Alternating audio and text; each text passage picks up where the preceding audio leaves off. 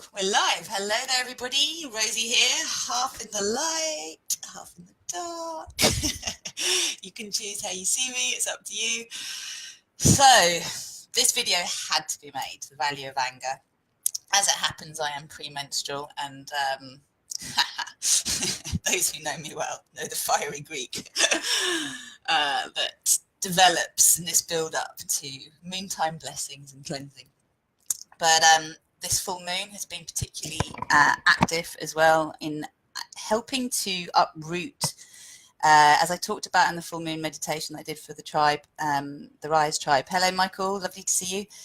It was really about uncovering the bits of us this full moon, like shedding light on the bits of us that we still don't feel are worthy of love. So, you know, part of the belief system that I've bought as I've become a spiritual being, hello Hope, is that, you know, spiritual beings don't get angry. If you are enlightened, you don't get angry. And that's a load of bollocks. And I'll explain why. Yeah, this full moon has been super intense. Hello, Tel, I haven't seen you for a long time. Lovely to see you. Hello, and aloha to Hope. Lovely to see you all. So, I think it's a really... Hey, Shahana, nice to see you too. So I'm going to just try and say hello to people as they come on. Sorry if that's a bit annoying for people, but very important to deal with anger, because we know anger is a capping emotion. We all know that, and there's all this stuff underneath. But we also have so much conditioning, social conditioning around anger. And it was actually my teacher, Rosanna Kennedy, that kind of revealed to me that anger is really a very legitimate response to a boundary being violated. And I asked those of you who saw I was going to do a live stream at 5:30 to kind of comment on what makes them angry. And the responses that I got, and this is so relevant to what I'd prepared, check me out with my notes. Not being heard, massive trigger for anger. People lying and you knowing they're lying to you as a trigger for anger. People who repeat the same mistakes over and over as a trigger to anger. And anyone who wants to comment on things that make them angry, especially if you are on a spiritual path and you have been meditating and doing lots of yoga and eating mung beans, do let us know what still really triggers you, because it's, you know, a violation of boundaries really is a violation of human rights. Hello, Christine. It's also a violation of animal rights. It's a violation that really causes suffering. And the greatest violation that I wanted to talk about was really the fact that it's very difficult for us to understand our own boundaries when they haven't been respected as we've been growing. And I'm going to come to this. But what I wanted to really sort of focus on as anger being indicative of, and as I say this, I'm feeling a lot of energy still really surging, and I don't know how you're all feeling. I'd quite like to check in on that, but like my heart's really racing. I'm not anxious, but I kind of feel a little shaky, and it does feel like there's a lot of energy building at the moment for a shift. And that is kind of like what this is about. You know, anger really teaches us when we've stepped out of alignment. And definitely anger used to characterize my daily life, you know, trigger happy, really, really trigger happy. And what has come to be my truth is that most of the time I'm really not angry.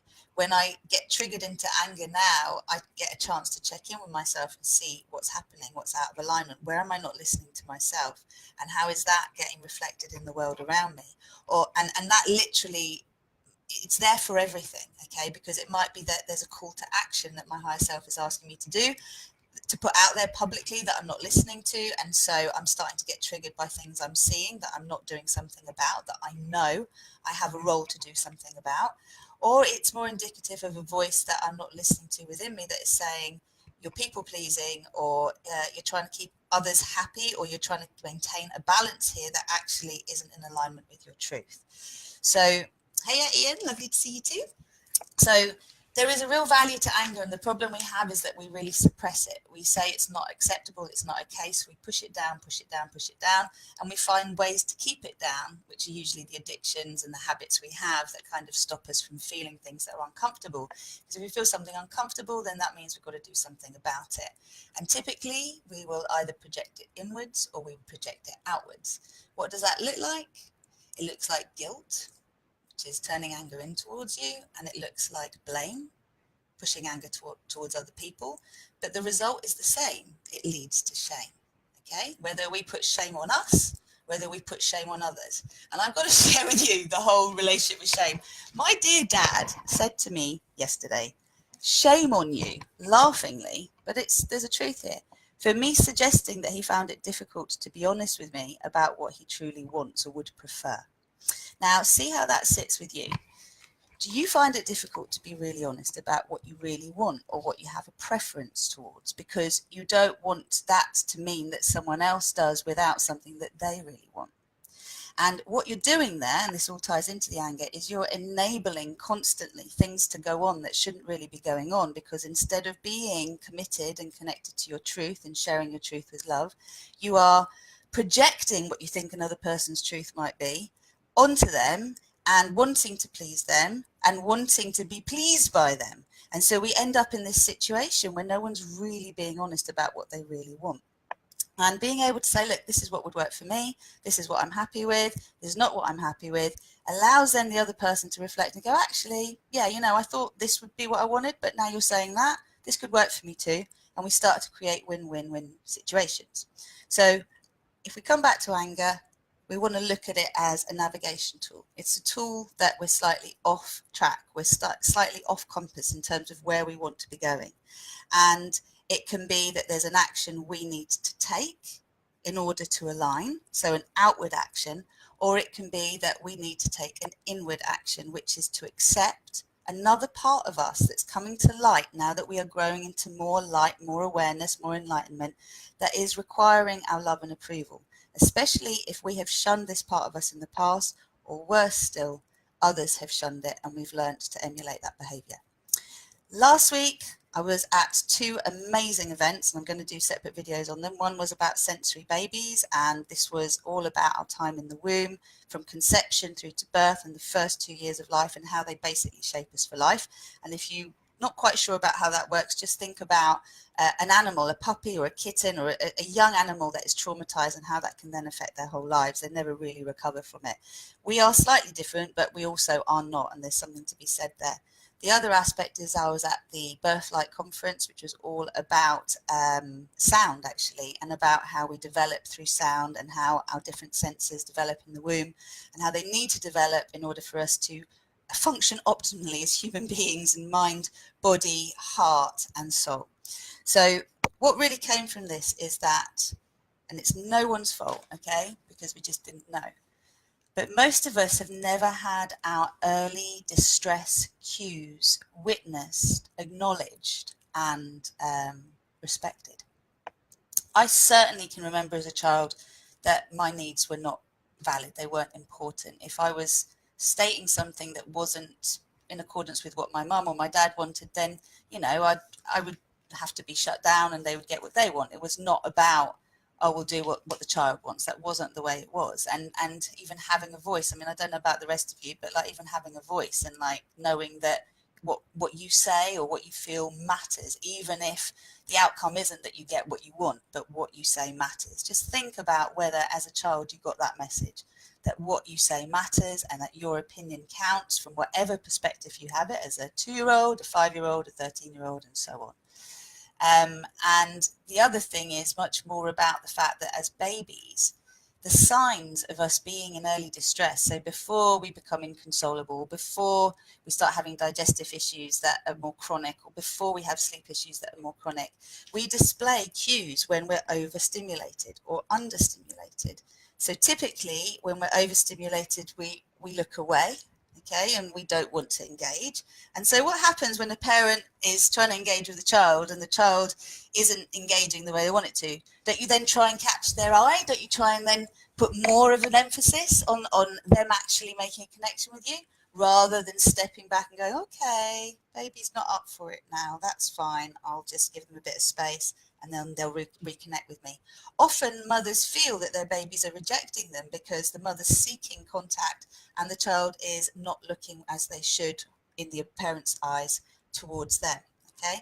Then you have simple things like sneezing repeatedly or lots of yawning, which if you're in a state where you're getting ready to go back to sleep, that's different. But if you've just awoken, you're in a quiet, alert state, and then you're tending to get towards a heightened alert state, which could then lead to crying or to, not being happy and needing consoling, then that could be characterized by some repeat yawns, sneezes, posseting, so that's spitting up, and even reflux. And again, I could go on and on about this kind of thing, but what I'm trying to get to is, if as early young little beings we were not witnessed and our over or under stimulation wasn't respected, then we never learned our own discomfort boundaries. We never learned when we were in a state that was actually one where we needed to self-regulate. And self-regulating basically means flexion. And I asked my group last week what they thought flexion was, and they all did exactly what I thought. They mimicked a kind of opening like that. But actually flexion is about pulling in. It's about wanting to put something to our mouth to self-soothe. Okay, it's about hugging into the midline. It's about when you cross your arms over your solar plexus and maybe you put your hand to your chin, your face, your mouth. This is what we do when we self-regulate as adults.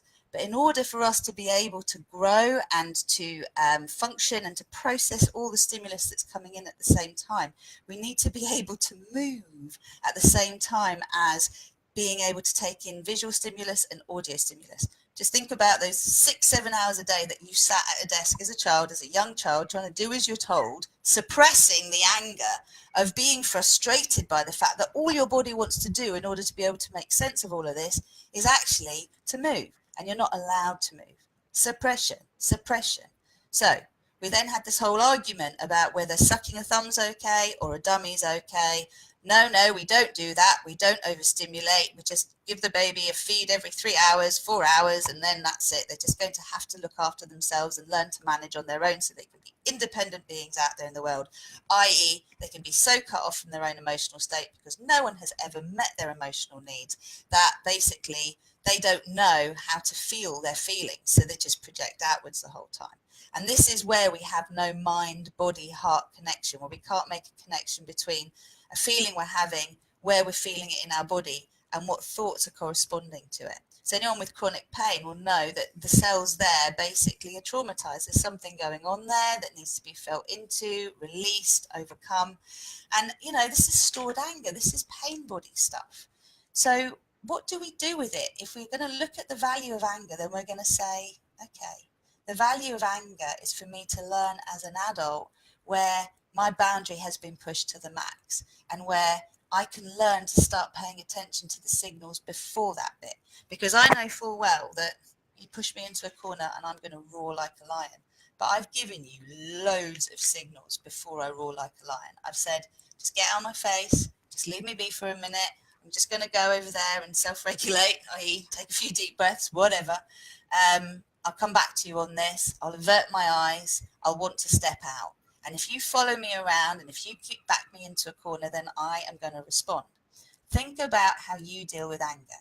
So if it's about this whole thing about not being heard, well, that's an early wound trigger, right? Because not being heard is basically cries, being left to cry, trying to communicate something but being shut down, being overridden. Oh no, you don't want that, you want this, or you can't have that until you have this. All of the conditioning that comes with it. Think about this idea of being lied to and knowing that you're being lied to, the anger that comes from that. Where might that stem from? Again, thinking about those early influences that, you can feel as a child when something is off in the house, even as a really young child. But, you've got your parents arguing next door, and then they come in and there's a smiley face and what are we going to have for dinner then? And then they go back in there, rah, rah, rah, rah, and they think that somehow that isn't actually having an impact. So this brings me back. Third point before I digress any further was about people who repeat the same mistakes over and over. Okay, well, we could look at humanity. We could look at humanity making the same mistakes over and over and over. you're right. Yeah. It's like, what is the definition of stupidity? Doing the same thing again and again, expecting a different result. And this is all part of the victim consciousness that comes from our own needs not being met early in life, and therefore us constantly being needy because we don't know how to meet our own needs without shutting ourselves down one way or another. And this does not mean having an open and honest dialogue, because the moment a part of us wants to speak up and say, I feel like I need this, there's another part of us that's the conditioned part, which is the voices of all the people that we've ever known, going, well, no, that's not okay to want that. You can't have that. Who do you think you are to have that? No, no, no, no, no, no. So there's this battle going on within there. I work a lot with fertility clients, and there is a lot of anger that needs to be cleared in order for a woman to feel safe to have a baby, right? One, to fall pregnant. Two, fall is not the right word. One, to be pregnant. Two, to be able to sort of enjoy the journey, but also to be able to accept the fact that when a baby is made, it's made of the DNA of both the father and the mother, if this is kind of happening the natural way, and even through IVF. And you have the DNA from the sperm that actually makes the placenta. So effectively, the mother has to accept an alien inside of her, which is her partner's DNA, before a hybrid is going to grow inside of her, which is the baby that isn't her. It's made of her. It's made of her partner. It's going to grow inside of her. It's going to absorb all of her feelings, all of the physiology that is her normal feeling mental state as the norm. It's going to receive all that information of how anxious to feel, how relaxed to feel, how happy or sad to feel. And then it's going to develop its own coping mechanisms for that before it is born. So it's going to be wired to survive the environment that it's born into. We've all done this, right? We've all done this. So just think about how angry you can feel if you feel your womb's letting you down, if your cycle's letting you down, if you're pissed off with your mum because of the love she didn't give you, if you're resentful of your father and therefore don't trust men, if you have a loving relationship with your partner but you're not really honest with them because you don't want to upset their feelings, and they don't, you don't have the dialogue that will allow you to get to truth. How can it then feel safe to grow a baby in there? And what kind of environment are they growing in?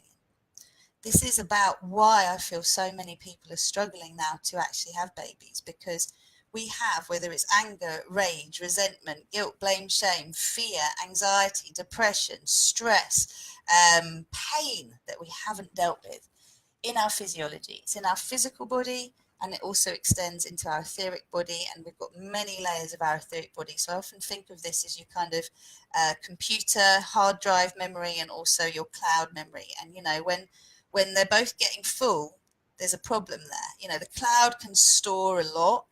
The computer, the hard drive can store to a degree, but the idea is it's supposed to be cleared all the time. You're supposed to, if something's been really traumatic and you couldn't process it at the time, you're meant to kind of fight, flight, get out of there, and when you are safe again, shake it off. But most of us don't shake it off. We're not taught how to shake it off. We're not taught how to self-regulate. We're not taught how to have an honest dialogue that says, look, I'm sorry this thing happened. At the time, this is where I was at. At the time, I understand you needed this and you didn't get it. I'm really sorry. It is really important that you know that what is important to you is important too. It's just X, Y, and Z. And I don't know how many of us have had that kind of parenting, but usually this is good, this is naughty. You learn to behave in such a way that you're going to basically get what you need. And some of us learn to be rebels and to get attention in a negative way. Others learn to be total people pleasers, and therefore to never ever acknowledge what they truly need because their whole focus is outward. I ask you the question, whoever's actually watching, what do you resonate with there? Who are you? Part of the whole journey I've had to go on as a coach is that I'm not there to tell people what they want to hear. I'm there to be able to see what no one else can see. I'm there to be able to connect the dots, and I'm there to be able to say, yeah, I can see why you have a block there between what you say you want and what's actually happening. Because your consciousness wants this, but your subconscious is full of this. And until you clear it and align it with this, it's never going to happen. So if you find yourself being triggered a lot, and I'll use my own example here. I got really triggered last night. Like, I was properly effing and blinding in my car on the way home. And I'd had a great yoga classes, like everything was fine, I was just teaching. But I was aware that there was somewhere within me where I wasn't honouring myself, and it was showing up in my professional life at the time. And it was kind of like, I know for me to fully step into my power now, I'm going to have to be a little bit controversial. And that means not everybody is going to like me. And so much of my ego, my personality, how I've built the businesses I have and the reputation I have are on people liking me. So then I had to be able to step in and examine the fact that, is it about them liking me, or is it the results they get through my connection with them? What's more important? My own coach was talking to me today about brutal compassion. And, compassion is essential. My whole path is about aligning you with grace and ease. When you're not in grace and ease, i.e. anger, then you know something's out of alignment. And being able to be brutally honest with yourself, brutally compassionate with what you find, is essential to be able to then undo the block that's there. So if you get pissed off with other people that, are not listening to you, then it's indicative of you not listening to yourself. If you get pissed off with other people, and that's the deeper needs beyond the obvious ones. If you get pissed off with people lying and you knowing that they're lying, then there's a different place inside of you that needs to be made a connection with, doesn't it? The bit of you that bullshits yourself and you believe your own bullshit. And then we look at the third one, which is about doing the same thing again and again and never quite learning from it. Well, how do you deal with the parts of you that seem to make the same mistake again and again and don't seem to have learned from it? Because all of these things are a calling for radical compassion, for brutal compassion. All of them are about us looking inwards again and starting to reparent ourselves, as Brenda said. And it's like, okay, giving ourselves what we need, starting to pay attention to the signals that we need to pay attention to. Similarly, for me yesterday, I had to acknowledge to myself that there were some choices I was willing to make to step up in my game and to be more of who I want to be, and to stop forcing myself to do things all the time because I know they'll benefit other people and everybody benefits and they like it, but actually it's not really serving me to the max. And I could make do, but I know I'm not here to make do. I'm here to thrive and to show other people by example and how I live, how to thrive. So I wasn't thriving when I was feeling like something wasn't working the way I wanted it to, or the way I know it needed it to for me to be deeply committed to it. That's more honest, right? About how it needs to work in order for me to be deeply committed to it. And this is where the anger was coming up. It wasn't towards anyone else. I could project it towards them, but really it was towards me for not having honoured some of the things I said I was going to do, and actually having put the boundaries in place. And what that anger did was it fueled me to write an email I needed to do to state some boundaries that weren't about shitting on anyone and being horrible to him, but just saying, this won't do for me. These are not terms I can accept, so I'm putting a boundary around it. This needs to happen within this amount of time, and if it doesn't, then I'm going to be stepping away from it, because that's where I'll be comfortable in this.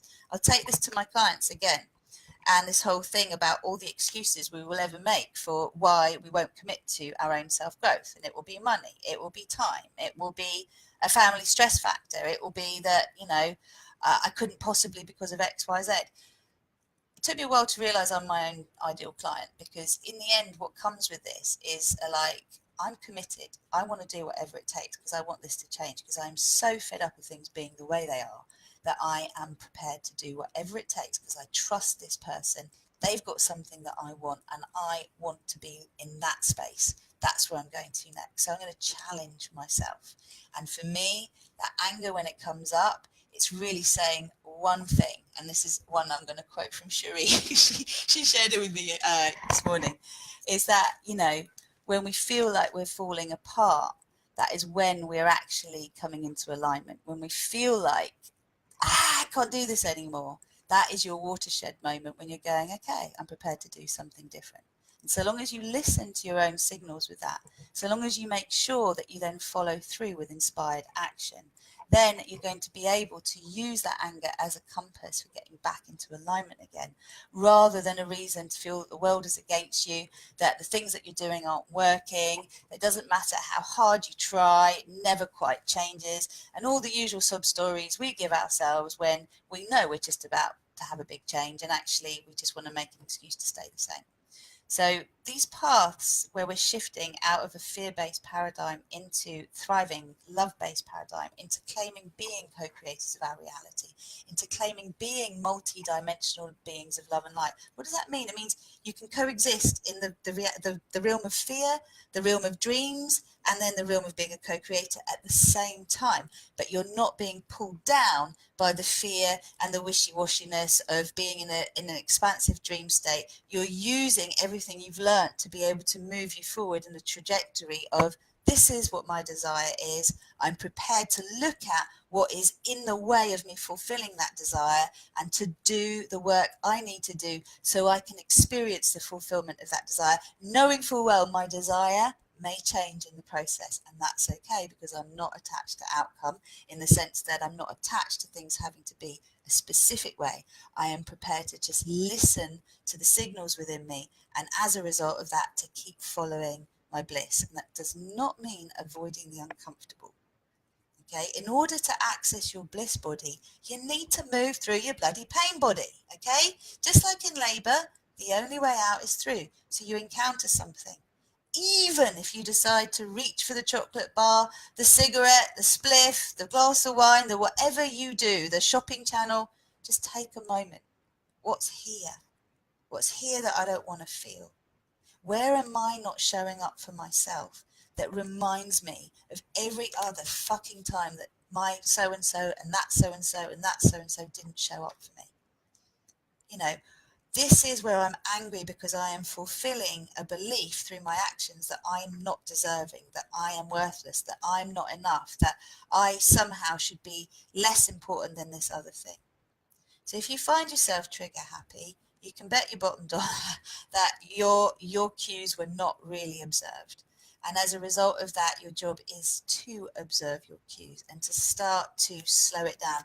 All the womb surround work I've done, so for those of you who don't know my background, it's in lots of different areas, but one of the things I did a lot of was rebirthing, womb surround work, where you kind of go back to repatterning or to reliving your own birth experience and your own birth memory. And you actually have to slow everything right down. Baby pace is really slow and kind of through cotton wool, and their processing speed, although they're processing at phenomenal speed, it takes about 6 seconds longer for a newborn, a young baby, to be able to process what's going on in the environment, because they're constantly building new neuro pathways, making connections with everything. So if you want to undo some of that funk that's there that keeps you trigger happy and more happy projecting outwards or beating yourself up, which, by the way, self-harm is beating yourself up, however you choose to do it, then slow it right down. Come back to your breath. Come back to what is present without any judgment. We need to move into a space of observation rather than judgment to be able to fulfill the opportunity to then see how things are related, noticing fixes more than fixing, and then to allow things to unplug and be plugged back in a different way. So if you notice, for example, before you start to get breathless, that your jaw starts to tighten, or you start to need to avert your attention, then by paying attention to your cues more, you will be able to start to step in for yourself and be your own mum, be your own dad, be the protector that you need to be for yourself, so that you can then sniff out what's going on externally and not respond to it in the same way. And I think that's kind of more or less what I wanted to say. Let's just have a look. Guilt, blame, yeah, we've kind of covered that. So a lot of my work, people ask me about the way that I work, and you know, it's intuitively, but there is a process, and the process really is about getting clear on where you are and where you want to be.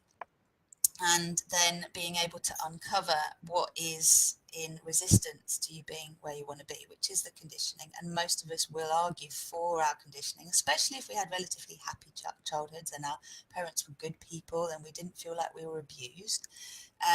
It's very difficult to then say, despite all of that, I claimed some truths that actually weren't great, because what you do is if your cues were not read properly and were minimized or maximized, like, there's another extreme, isn't there, of kind of like making what you think more important than anything else and putting tremendous pressure on you in an opposite way to being ignored. So it's all there and balance.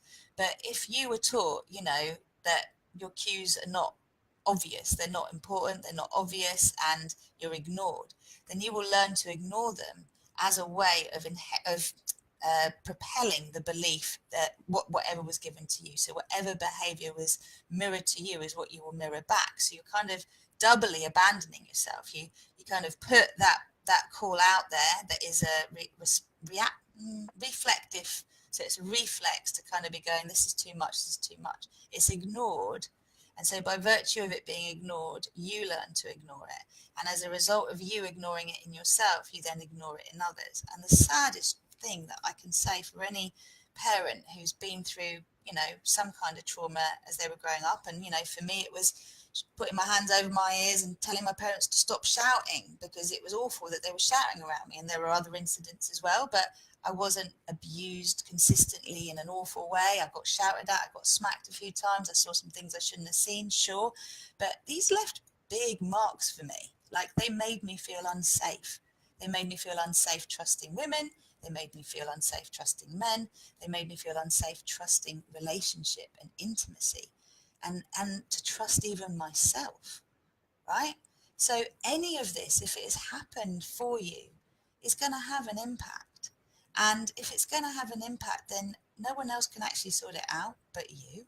And the way that you're going to do it is to start to pay attention to your cues, because I was saying what was awful is when you've had it happen to you and then you do it to another. And I've definitely not been able to observe my own daughter's cues in such a way that she didn't have to get into severe distress, both as a child and as a teenager, before I realised that things were really wrong and whatever I was trying to do wasn't meeting her needs.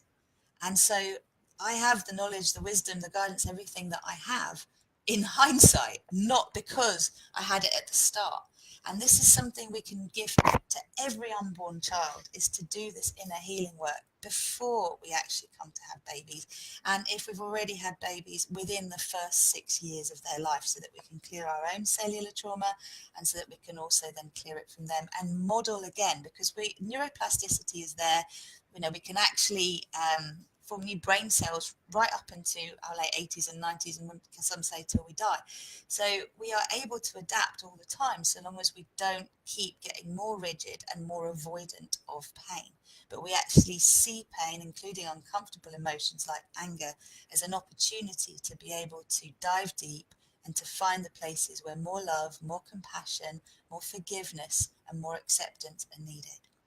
So that brings us back to what I do and how my programs work, because that is what this is all about. It's the journey of making something that was your normal be something that's an exception, that teaches you that actually now things need to be realigned a little bit because something's off.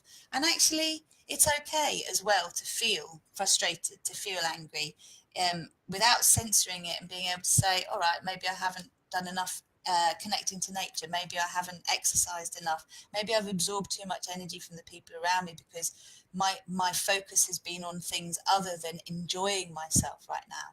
And there is the value of enjoyment as well, and how much we, in our conditioning, we value hard work and results over resting and repairing and being loved and loving, and all the things that don't seem so productive because they don't get monetary results, they don't get promotions, but actually they are what feed your soul and feed your body, and therefore help you to shine and to be out in the world. So back to anger and this idea that it is a wonderful tool for being able to teach you where you are and where you want to be. And one of the key things with the work I do is, as I said, to uncover where people are out of alignment between what they want and what they're actually saying they want and what they're actually doing and putting forward, as in how they're showing up for that. Usually there's so much stuff inside of them that's antagonizing what they say they want, that one thing is cancelling the other out all the time. And it happens, you know, it happens in such a way that it's like you say you're really, really committed to making the change, and then it costs too much, or it involves too much time, or it seems too complicated, or something big's happened in your life and you've got to take care of that first. And it comes right back to the same thing, that you are not important, that something else is bigger than you, as I said before. So if you want to address it, the key is going to be to look at what you want, what's blocking that. It's then going to be a whole process of undoing that, anchoring new vibration, maintaining it and expanding it. And you can bring that down into three things really, because there's the light and the shadow of all of it. So it's really a 3-step process. But the whole thing with it is going to be about you being committed to trust that life isn't how your conditioning has set you up to be. That life is actually much more subjective, and you have far more power in terms of what actually happens than you realize. And that has to step you out of victim consciousness. It does not mean that you are responsible for everything. And you can bring back the idea that anger is a reminder for you that something in terms of what you've said you want and what you're doing isn't quite in alignment. And that's where, if you keep fine-tuning your instrument, you will be able to enjoy much more of a beautiful song, much more of the time. And then you'll notice when it's off and you'll be able to deal with it. And I think that's the difference really, is seeing clients of mine really struggle with their own internal conflict. Because every time that you take a leap, you end up in a bigger space and you feel small in that bigger space. You've got to remind yourself again that actually you are bigger. Actually, you can expand into this. This isn't even a reflection of the fullness of your being. It's just a part of you, right? And you're going to grow into it, and then you're going to grow into more of it, and into more of it, and into more of it. And what that allows you to do is to be able to witness more and more without judgment, but also to feel that strong calling, especially as you are taking care of your own needs and you are on purpose, to where your soul purpose is calling you to step up in terms of humanity. Because the greatest gift we can give this whole planet, this whole universe, is to work on our own vibration. You can look up the heart brain resonance videos that are on YouTube. I will try and post one with this video. But essentially we affect the vibration of the planet through our own vibration. So the first gift is to sort your own vibration out and to maintain it like a finely tuned instrument as best you can, with a lovely range of pitches and chords and so on and so forth that make up your beautiful melody, your beautiful symphony that is you, for sure, but that you know what is and what isn't you, and in truth rather than in programmed truth, when you've been conditioned into truth. And then once you've got that, you're really paying attention to where you're being called into, joining the symphonies of others, joining the songs of others, becoming a more united, fuller voice. So there is an injustice going out there in the world that you feel a calling to be a part of bringing light and love and consciousness to, that you become part of that. And instead of attacking, creating separation, more judgment, more this is right, more this is wrong, we realize it's the ignorance that causes suffering, and we bring light to that ignorance. So then it's no longer acceptable to claim ignorance as the reason why this is continuing to happen. And the thing that pisses me off the most is really governments, institutions, politicians, the bollocks that I hear. The fact that I can't even put a television on, because when I look at the news, I think most people look at this thinking they're being informed. I don't know how many people understand the stock markets and understand what it means for things to go up and to go down. I'm pretty sure that unless you've done economics or finance or something like that at a high level, you haven't got a clue, but we all kind of read it, listen to it, so we know what we're doing. And we just take our advice from journalists, basically, as to how we should feel and how we should behave and all the rest of it. And from what I understand, governments, the whole point of them in the first place was to control the masses and to basically keep the money with the few and everybody else subjugated one way or another. So I feel like transparency is essential for any institution to become effective, and to become what it should be, really, and to deliver what it needs to deliver, transparency is needed. And we don't get transparency across any institution, across any government, as far as I'm aware. So if I'm wrong, let me know. But for me, that's the natural evolution that we're all evolving to. I can either just go, oh, it's all shit, shit, shit, or I can go, well, what seeds can I plant that are going to basically make it impossible for politicians to squirm in their seats, go, oh, no, we can't do it that way. I mean, I just think of the House of Lords and the way they all carry on. I'm like, these are the people that we listen to? Goodness. Oh, my goodness, it freaks me out. But then I'm a bit of an alien like that. I don't feel that sense of humanity. Back to aliens and souls and extraterrestrials. So one of the terms we came out with yesterday was being a soul purpose detective. And I really like the sound of that because, again, anger, passion, desire, they're kind of all part of this same thing. Passion, anger, desire, like it's all different sides of the same coin, or diamond if you like. And my whole thing around sexual energy and fertile energy and creative energy are all the same thing, but sexual energy is taboo, desire is taboo. These are bad, evil things that lead to terribleness, and so we must suppress them.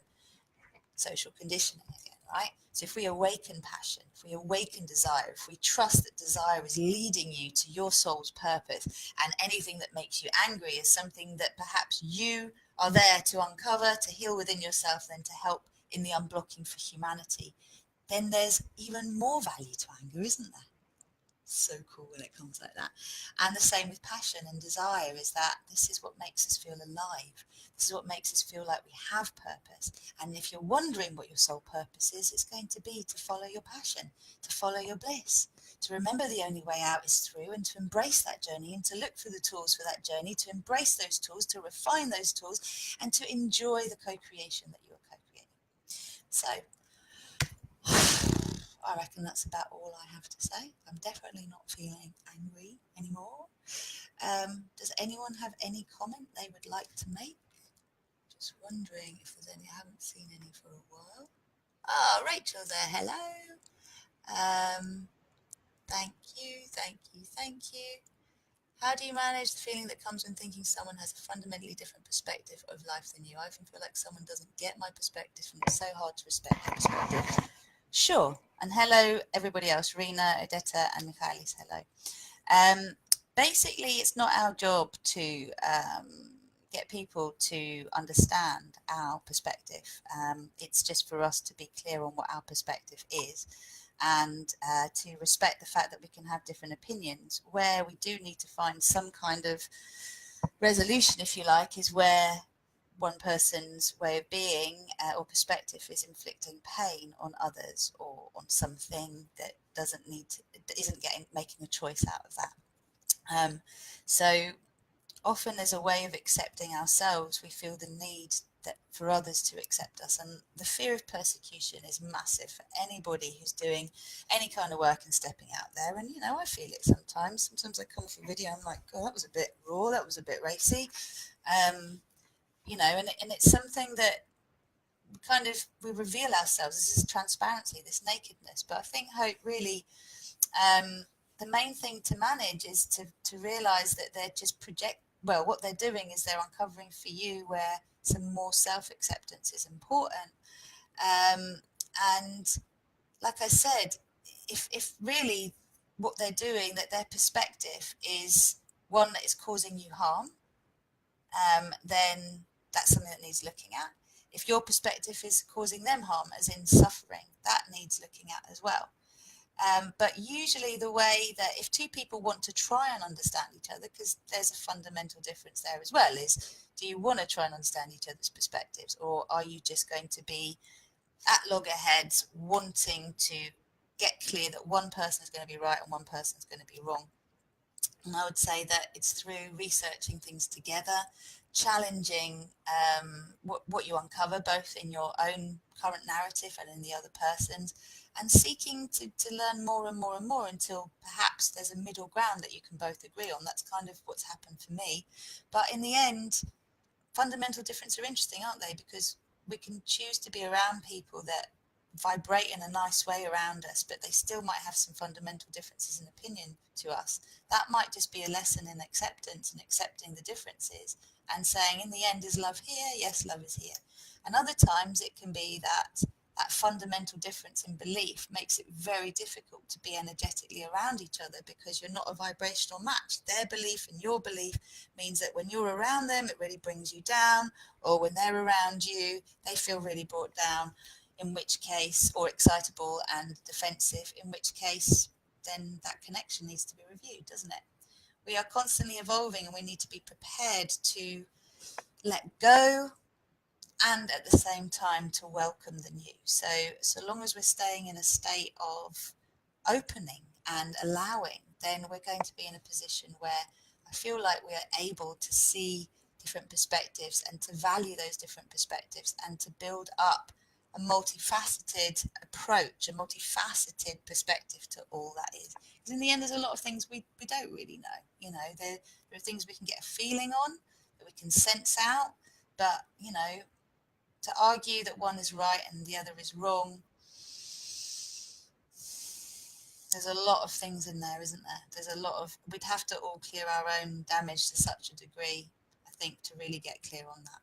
So I hope that answers you to some degree and helps out. Does anyone else have any questions that they would like answered in terms of what I've said? Because I know that I personally just step away from perspectives that don't really work for me. If I was seeking to people please, I would be trying to convince those people that what I feel is more right than what they feel. And in the end, you can't change other people, you can only change yourself, innit? All right, we've gone on for a while, so I'm going to leave it there and go and get some dinner on. So I hope you found that interesting, and I would value your comments post video. I think it's really important to address things that come up and what we do understand, what we don't understand, because I understand sometimes I say things and people may not understand what I mean. So do please ask a question if you need to. Sending you lots of love for now. Take care. Bye.